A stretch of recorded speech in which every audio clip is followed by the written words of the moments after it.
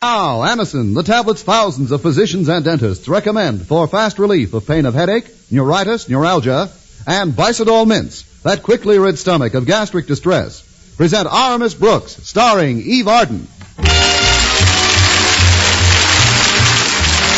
time once again for another comedy episode of Our Miss Brooks Transcribed. But first, may I make a suggestion that you will probably thank me for someday? It is simply this.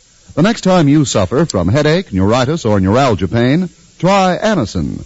The reason we suggest this is because we feel sure you will be surprised at how incredibly fast Anacin gives you relief. Thousands of people who have tried Anacin say its action is truly astonishing. Anacin is like a doctor's prescription. That is, Anacin contains not just one, but a combination of medically proven active ingredients in easy-to-take tablet form. Thus, in taking Anacin, you are following sound principles. The next time you suffer pain from headache, neuritis, or neuralgia, don't wait for relief. Try Anacin. On this guarantee, if the first few Anacin tablets do not give you all the relief you want, as fast as you want it, return the unused portion and your money will be refunded. You can get Anacin in any drug counter in handy boxes of 12 and 30 tablets and economical family-size bottles of 50 and 100. I'll spell the name for you. Anacin.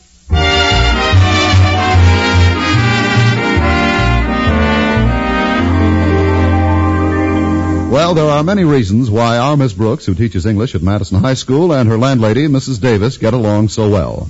Having lived together for many years, they've developed a system of cooperation that begins the first thing in the morning. Yes, we do everything on schedule. At 7 o'clock sharp, the alarm goes off in Mrs. Davis's room. She gets up, brushes her teeth, and promptly at 7:10 comes into my room and wakes me up. I hop out and brush my teeth, and then at 7:20, I walk into Mrs. Davis's room and wake her up once more. Then she combs her hair, slips on a house dress, and by 7:30, she's all ready to dash in and get me out of bed again. But by 7:40 or so, when we sit down to breakfast, we're both as chipper as two larks, eager, bright-eyed, and ready to face the new day. Take last Friday morning, for instance, when Mrs. Davis set my plate before me. Her first words were, Connie, wake up and eat your eggs. Huh?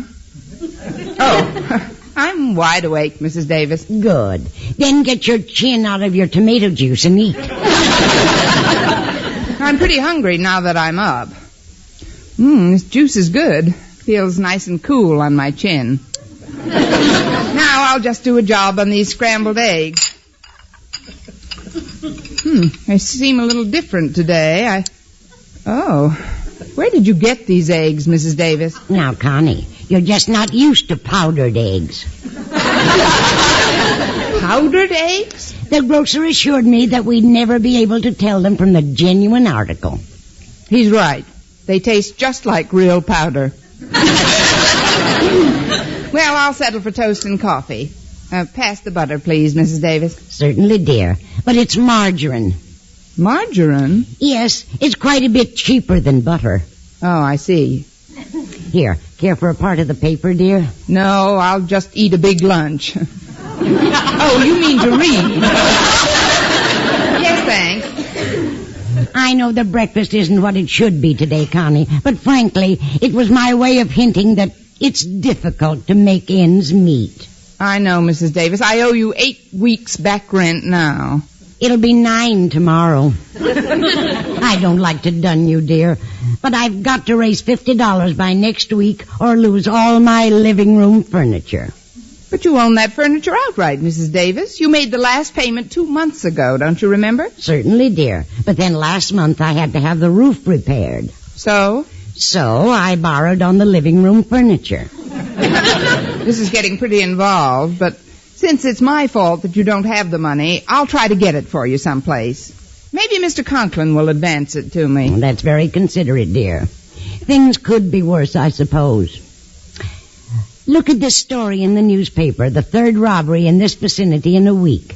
Last night in the next block, a house was robbed by cat burglars. Cat burglars? Who did they rob? Mr. and Mrs. Katz. My goodness, some people have all the luck. Luck? Why couldn't they have broken into this house while we were out? I could have collected enough insurance to pay what I borrowed on the furniture and get some new stuff besides. Well, that's no way for you to think, Mrs. Davis. After all, that must be Walter Denton to drive me to school. Oh, dear. Do you suppose he's got a big appetite this morning? That's like asking if John L. Lewis has eyebrows. Come on in, Walter. I'll set a place for him. Top of the morning, gracious ladies. And the rest of the day to yourself, Barry Fitzgerald. We haven't much to offer today in the way of breakfast, Walter, Well, but... what's wrong with the stuff on this platter? I'll just help myself to a plateful, if I may. Certainly you may, dear. Here's a knife and fork. Oh, this is delicious. You like it? Oh, sure I like it. Oh, this is one of my favorite dishes. You know what it is? Well, I ought to know what it is. I've been eating it since I was 4 years old. You have? Well, sure. No, I don't want to sound like a connoisseur or anything, but these are absolutely the best hominy grits I ever had. Hominy grits? Yes, doesn't Mrs. Davis prepare them wonderfully, Walter? If you'll excuse me a moment, I'd better clean up the kitchen. I thought you had. I mean... I'll see you later, Mrs. Davis. Yeah, see you later, Mrs. Davis. Well, now that we're alone, Miss Brooks, I'd like to ask a favor of you. It's in connection with Harriet Conklin. What about Harriet Conklin? She's broken 3 dates with me this week, and she won't tell me why. Now, Miss Brooks, you're a woman. Warm, attractive, desirable. Have some more hominy grits. I mean, go on, Walter. Well, being the kind of person you are, you can ascertain better than I how another such person would act toward a person like myself if a third person entered such a person's life. From the adage, one man's meat is another man's person. Look, Walter, I've got to see Mr. Conklin this morning about getting an advance. So if Harriet's around his office, I'll try to find out whether or not there's a new romantic interest in her life. Wonderful, Miss Brooks. How do you propose to accomplish this? In a very devious, feminine, and mysterious fashion, Walter. How? I'll ask her.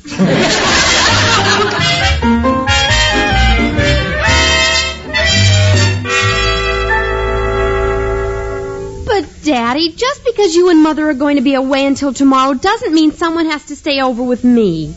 Well, I think it's ridiculous. Silence, Harriet.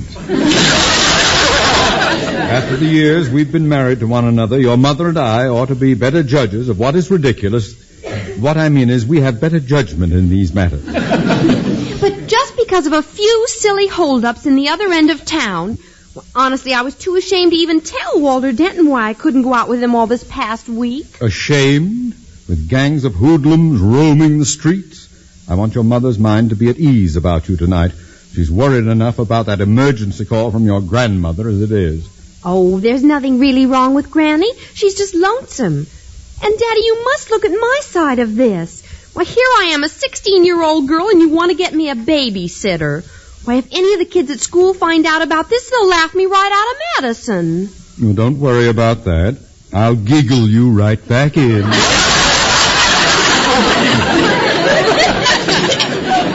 Now then, it's just a question of whom to persuade to stay over with you. I'd like someone dependable and reliable, someone who could think fast in an emergency. Who is it? It's Miss Brooks, sir. I may have to settle for less. One moment, Miss Brooks. Now then, Harriet, to avoid any unnecessary discussion, you will kindly leave through my inner office. But, Daddy, won't... March, Moppet! Come in, Miss Brooks. Good morning, Mr. Conklin. I know you're busy, so I'll come right to the point. I have a favor to ask. Now, isn't that a coincidence? I, too, have a favor to ask. Well, you know what I always say, one hand washes the other. Yes, I know, but the last time you said it, my hand didn't even get into the basin. What I wanted to ask you, sir, was this. Later, Miss Brooks. Mine is by far the more pressing business at the moment. No doubt you heard of the recent robberies round town? Yes, I have, Mr. Conklin. I don't like to sound redundant, but just last night, cat burglars robbed the Katzes. Yeah. Disgraceful. Nobody knows where they'll strike next. Now, it so happens that my wife and I have to be out of town tonight, and we want someone to remain in our home with Harriet. Well, I'd like to help you out, sir, but Tonight is Friday. Thank you for a most illuminating prognostication. What I mean is I have a previous engagement, sir, with Mr. Boynton. For the sake of your principal's peace of mind, Miss Brooks, a mere social engagement can easily be broken. But Mr. Conklin, he'd be very disappointed and... Oh, wait a minute, I've got an idea. Maybe Mr. Boynton could spend the evening with me over at your house. At my house? Well, I'm only suggesting it in case of an emergency, Mr. Conklin. I was thinking of Mr. Boynton's good right arm. Since when have you become partial? No, Miss Brooks, I'm afraid you won't have any time for Mr. Boynton. It just happens I have a long report to the board, which I expect you to type out for me in triplicate. A report? Yes, and I'll need it as soon as I return. So you see, Miss Brooks, Mr. Boynton would just be in the way. But, sir, Miss Brooks, I can't tell you how much I appreciate your coming in here and volunteering for this assignment. Think nothing of it, Mr. Conklin. I don't. What about my favor? Remember, one hand washes the other? Oh, we must get around to your favor by all means. Please be sure to remind me of it next week. Mr. Conklin. I said next week, Miss Brooks. Now, I'm quite busy, so that will be all. Miss! Yes, sir. Here we go again, me and my unwashed hands. Well, of all the nerve. Forcing me to break a date because he has to leave town. Oh, Miss Brooks, I've been waiting until you got out of Daddy's office to talk to you. Well, if it isn't my little roommate. What's up, Harriet? I knew Daddy would hook you into staying over at our house tonight, but you've got to promise me you won't breathe a word of it to a soul. Oh, golly, if anyone heard I needed a babysitter, why, I'd die of shame. But what'll I tell Mr. Boynton when I break my date with him? Well, just tell him it's a secret. Please, Miss Brooks, it's vital. All right, Harriet, I won't say a word about it. Will you take an oath on that? In blood, Harriet. And I know whose blood I'd like to use.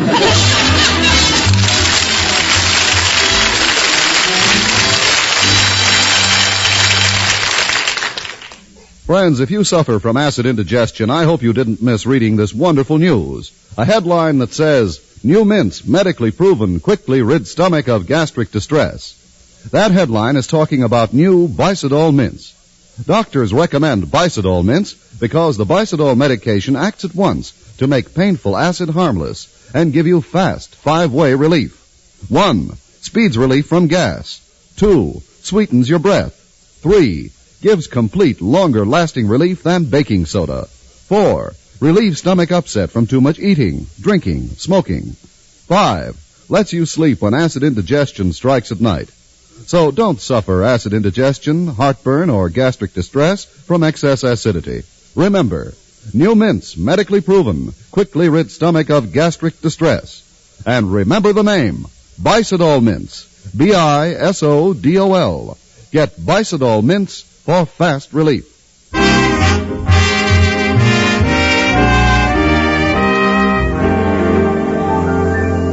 Well, it was bad enough having to look forward to a night at Mr. Conklin's typing reports, but I faced my most unpleasant task at lunchtime. That's when I had to break my date with a man I hoped would someday make me the proud babysitter for my own babies. It was doubly difficult, since I'd promised Harriet I wouldn't mention the real reason. So when Mr. Boynton sat down at our usual table in the cafeteria, I decided to sneak up on the subject in a subtle manner. Mr. Boynton? Yes, Miss Brooks? I can't keep our appointment tonight. You can't keep it. May I ask why not? Of course you may ask. Well, I'm asking. Well, I'm not telling. You see, I promised the person I am going to be with that I'd keep it a secret. Oh, so it's that way. That way? What is that way? Oh, come now, Miss Brooks. You know, and I know that you know exactly what way that way is. Oh, you do? Well, what would you say if I were to tell you that you may think you know that I know exactly what way that way is, but it doesn't necessarily mean that I do know what way that way is that you're talking about? If any members of my English class are listening, please don't. Dissembling will get you nowhere, Miss Brooks. All right. Then I'll try assembling. I didn't want to break this date, Mr. Boynton. But I honestly didn't think it would matter so much to you. No, it doesn't. Doesn't matter in the least. Not in the least. Good. If you found some other man you'd rather go out with, go right ahead. Well, that's Some other man? You probably met someone who's taller, more handsome, and with a better personality than I have. If so, good luck to you. If so, who needs it? That is, you don't understand, Mr. Boynton. Oh, don't try to spare my feelings. I don't blame you for preferring to drive around in a Cadillac instead of my old Heap. A Cadillac? After all, why should a girl waste her time on a poor school teacher when she can enjoy the comfort and luxuries a wealthy playboy has to offer? Well, that clears up where the Cadillac came from. But, Mr. Boynton, as far as tonight's concerned... I said it was all right, Miss Brooks. I couldn't expect you to pass up cocktails and dinner and dancing in some swanky restaurant to go out with me. Well, I'm sorry you're disappointed about tonight, Mr. Boynton. No, you'd be disappointed, too, if you had to go to a boring ladies' bazaar because somebody broke a date with you. Ladies' bazaar? No, in a weak moment, I promised my landlady that I'd attend if anything unforeseen happened to my engagement this evening. Well, it just happened. Well, cheer up, Mr. Boynton. The bazaar may not be so bad. Not so bad. I'll have to work in one of those booths. Doing what? Selling kisses, that's what. Yipe. Now, if you'll excuse me, I'm going to get myself some milk and wash this all down.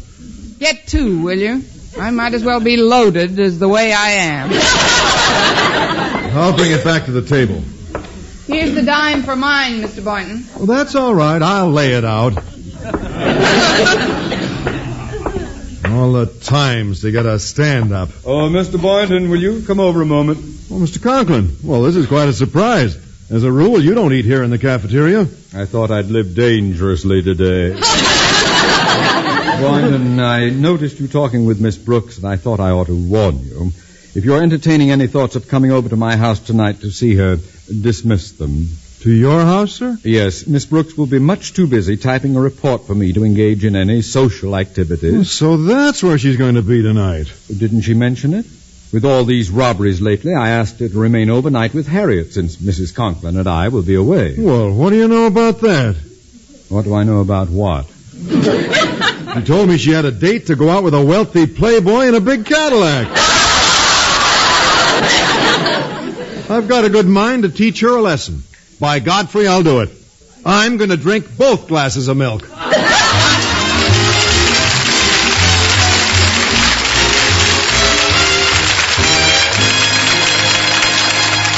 Our Miss Brooks will return in a moment. Say, did I ever tell you about what happened to my late friend, Roadhog Harry? Roadhog Harry was one of the nicest guys I ever knew, off the highway. He was good to his mother, loved his wife and children, never showed up late to work, never watched the clock. Roadhog Harry was a steady performer in every respect, until he got in behind the wheel of his car. Harry's inhibitions left him in a hurry when he began to drive, or maybe he left them. Roadhog Harry actually believed that every time someone new bought an automobile, it was just to spite him. He drove like that road was his. Peculiar part of it was, for a long, long time, he got away with it. Somehow the police didn't catch up with him. And somehow, even when he crowded the opposing traffic over by crossing the center line, he got away with that. Lived a charmed life, you might say, until C-Day. Crash day, that is. Some fool driver came along who didn't know Roadhog Harry owned the road, and, well, it happened fast anyway. Poor old Roadhog Harry. CBS Radio suggests, don't drive like Roadhog Harry. Drive to survive those hot summer weekends.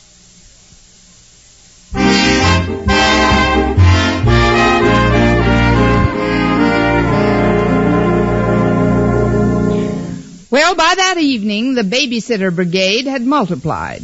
I was babysitting for Harriet Conklin, and Mrs. Davis was babysitting for me. Oh, listen to that wind howling. I'm glad you came over after all, Miss Brooks. It's a great night for a robbery, all right. Now, Harriet, we said we weren't going to mention the word robbery again. Just close that window near the piano and you won't hear the wind. All right. It was nice of you to invite me over too, Harriet. I get awfully jittery sitting home alone with my cat Minerva on such a dark, gloomy night. I get jittery sitting with Minerva on a sunny day. She just gives me the creeps sometimes. Maybe the cat burglars will swipe their namesake. Now, Connie, that's no way to talk about Minerva. You know how fond she is of you. Yes, I know. She won't manicure her nails with anybody else's nylons. I read where one of the robbers' latest victims suffered a concussion, and the pictures showed 3 huge bumps on his head where he'd evidently been blackjacked. Don't be an alarmist, Harriet. For all you know, he was just a tall man who forgot to duck when he went into a pawn shop.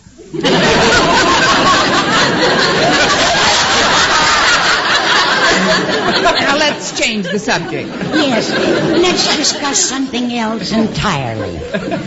Anybody read any good books lately? I just read a corker the other night. What was the name of it? She knifed her mate. Or, the way to a man's heart is through his chest.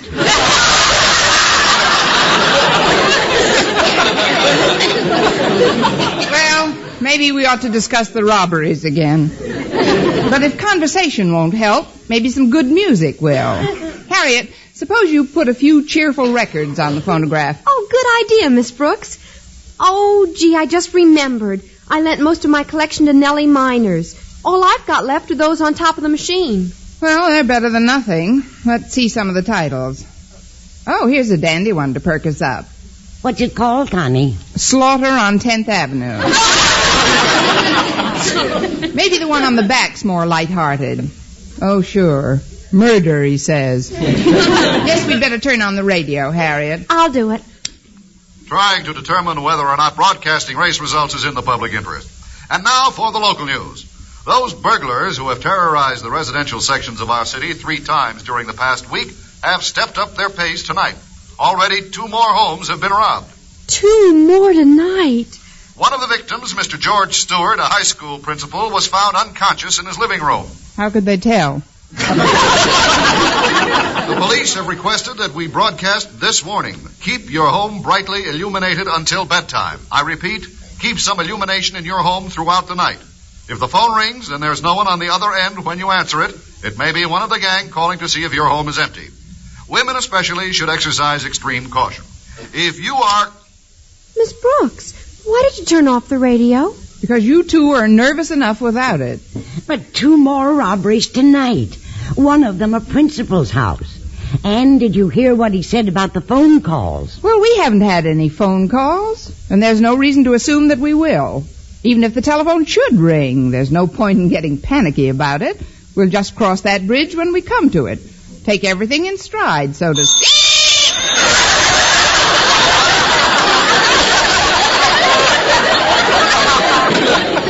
The cat burglar. Don't answer that phone, Miss Brooks. But if we don't answer it, Harriet, they'll think there's nobody home. Let them think what they like. The announcer said that women especially must exercise extreme caution, Connie. Oh, I'm scared, Miss Brooks. I don't know what to do. Nonsense. There's absolutely no reason to get so frightened.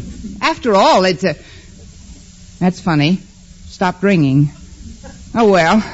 Now let's all calm down and stop being so fearful. One thing we can do is put some more lights on in this room. But they're all on now, Miss Brooks. No, not quite, Harriet. There's a bulb missing in that lamp by the sofa. Well, we've got a bulb for it right here on the bookcase, but Daddy says that's a faulty socket. Well, this is no time to worry about Daddy's faulty socket. I'll just take this bulb, screw it in here like this, and... Ow! The lights. The lights. What happened to the lights? They're out all over the house. Oh, you must have caused a short circuit. Where's the fuse box, Harriet? Back in the garage. Are you going out there? I certainly am. About 9 o'clock tomorrow morning. But we can't leave the house in darkness like this. Well, the burglars may be here any minute. But I don't know anything about fuse boxes, Harriet. Maybe Mrs. Davis would know how to... By the way, where is Mrs. Davis? Right over here, dear, under the piano. What are we going to do, Miss Brooks? Don't worry, Harriet. I know exactly what to do. What? Mrs. Davis, move over.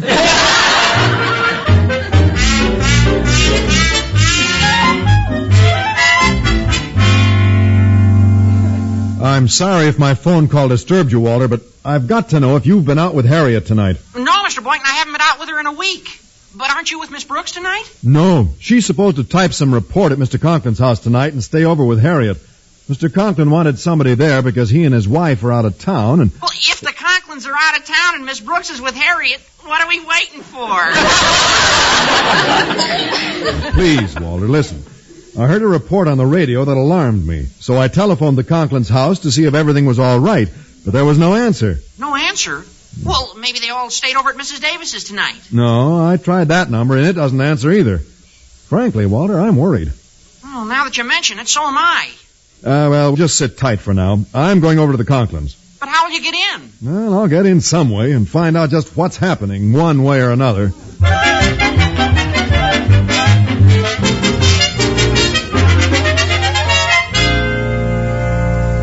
Well, dark house or no dark house, now that we're ready, we'll give those burglars a warm reception. Are you all set, Mrs. Davis? All set, Harriet. I can swing this waffle iron like a tennis racket. If you hit anybody with that, it should be loads of fun for the interns. They can play tic-tac-toe on his head. This skillet I've got is no slouch as a weapon either. And I've got the double boiler. It ought to be... Oh, quiet. I think I saw something move outside this window. Battle stations, everyone. He's coming in. He is in. Okay, girls, pots away.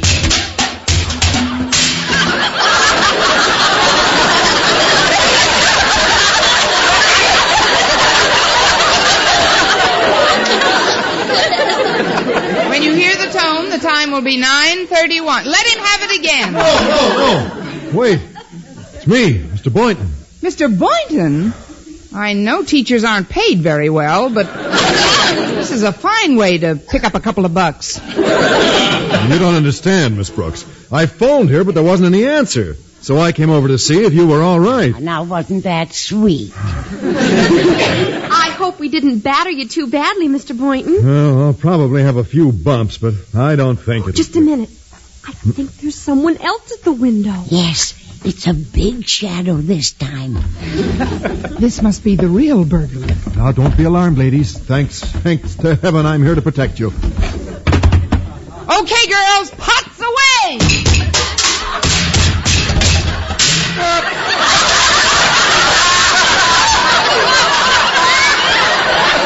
I got him!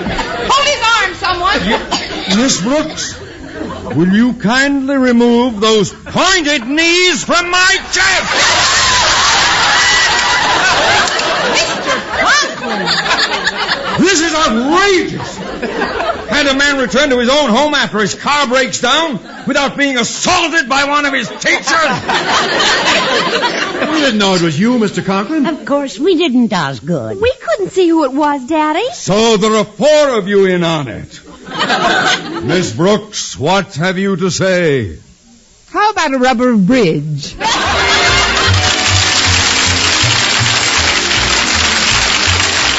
Miss Brooks, starring Eve Arden, transcribed and produced and directed by Larry Burns, written by Arthur Olsberg and Al Lewis, with the music of Wilbur Hatch. Mr. Conklin was played by Gail Gordon. Others in tonight's cast were Jane Morgan, Dick Crenna, Bob Rockwell, Gloria McMillan, and Joel Samuels. Be sure to be with us next week for another comedy episode of Our Miss Brooks.